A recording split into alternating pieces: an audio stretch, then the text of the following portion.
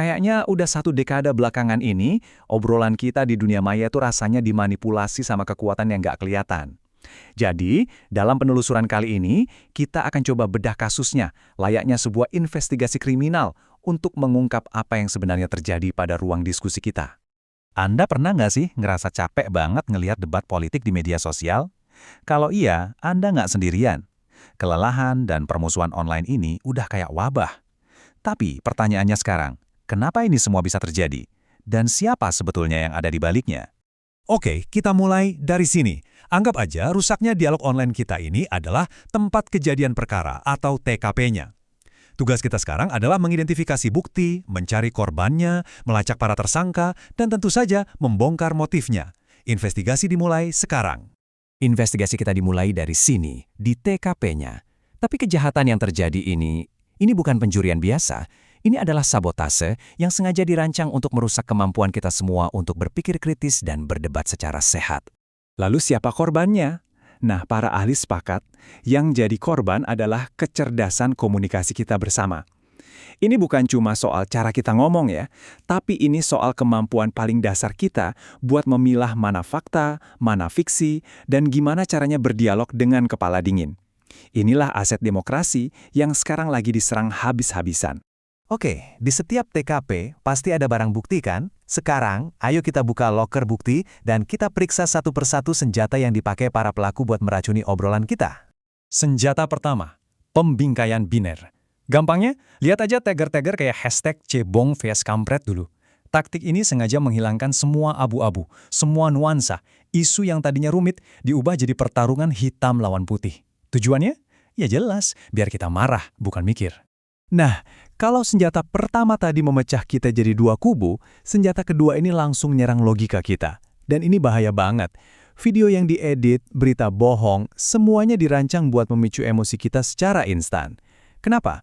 Karena saat kita marah atau takut, kemampuan berpikir kritis kita itu langsung anjlok. Dan ya itulah yang mereka mau. Terus, gimana kalau ada yang masih berani mikir kritis setelah diserang emosi?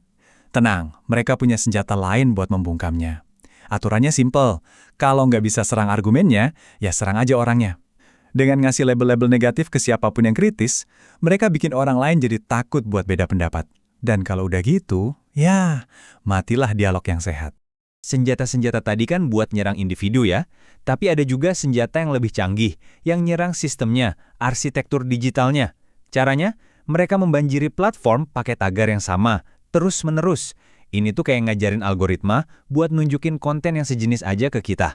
Hasilnya, kita jadi terperangkap di dalam gelembung, di echo chamber, di mana kita ngerasa semua orang setuju sama kita. Padahal, pandangan lain itu sengaja disembunyikan dari kita.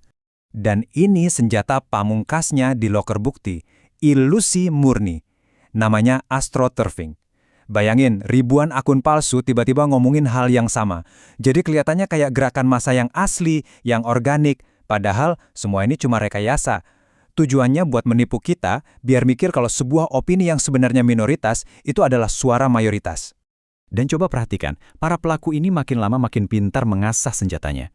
Kalau di tahun 2014 serangannya masih kasar dan langsung, di 2019 mereka udah jago banget bikin polarisasi lewat perang tagar. Nah sekarang, di 2024, operasinya jauh lebih halus. Mereka pakai humor di meme, video pendek di TikTok. Taktiknya terus beradaptasi, jadi makin sulit kita kenali, dan justru karena itu, jadi makin berbahaya. Oke, barang bukti udah jelas. Sekarang, waktunya kita dengar dari para korban. Karena kejahatan ini bukan cuma melukai demokrasi secara abstrak, tapi juga ninggalin luka yang beneran nyata di psikologi dan hubungan sosial kita sehari-hari. Dan dampak dari kejahatan ini ternyata nggak merata. Coba kita lihat perbedaannya. Di perkotaan yang di sebelah kiri, paparannya mungkin bikin orang jadi capek, sinis, bahkan apatis. Tapi lihat yang di kanan, di perdesaan. Keterbatasan akses ke informasi pembanding itu bikin hoax bisa cepat banget menyebar dan bahkan jadi konflik sosial di dunia nyata. Jadi tingkat kerentanannya itu beda banget.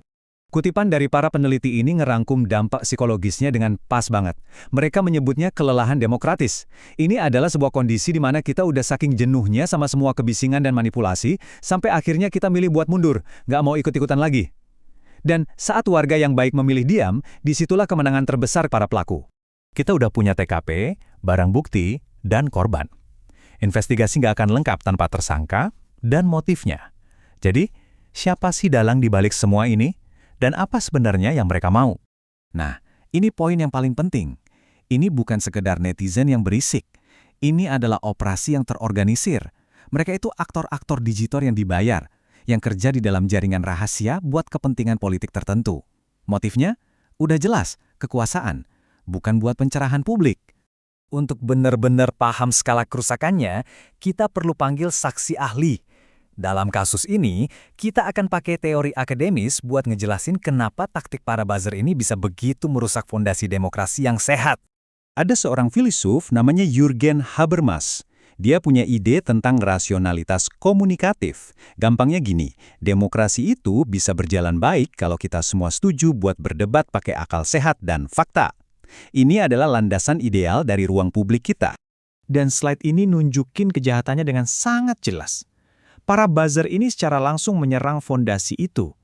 Mereka nggak tertarik sama sekali sama debat yang rasional.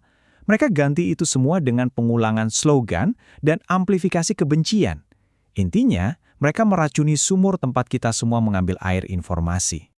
Oke, setelah mengumpulkan semua bukti, mendengar kesaksian, dan konsultasi sama ahli, investigasi kita sampai pada sebuah putusan.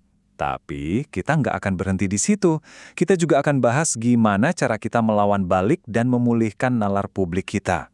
Dan inilah putusannya. Berdasarkan semua bukti yang ada, para terdakwa ini terbukti secara sistematis telah merusak kecerdasan komunikasi kita sebagai sebuah bangsa. Ini bukan lagi sekedar drama media sosial ya. Ini adalah serangan langsung terhadap kemampuan kita untuk bertahan sebagai sebuah negara demokrasi. Tapi kasus ini nggak ditutup dengan keputusasaan. Ada kok jalan buat pemulihan. Solusinya adalah serangan balik dari berbagai sisi. Pemerintah harus turun tangan lewat pendidikan dan regulasi. Platform-platform teknologi harus dimintai pertanggungjawaban. Dan kita sebagai masyarakat harus memperkuat benteng pertahanan terakhir. Organisasi sipil yang menjaga kebenaran dan dialog yang sehat. Investigasi kita berakhir di sini. Buktinya sudah gamblang, kerusakannya nyata. Pertanyaan terpenting sekarang bukan lagi siapa pelakunya, tapi apa yang akan kita lakukan selanjutnya. Putusan atas masa depan demokrasi kita sekarang ada di tangan kita semua.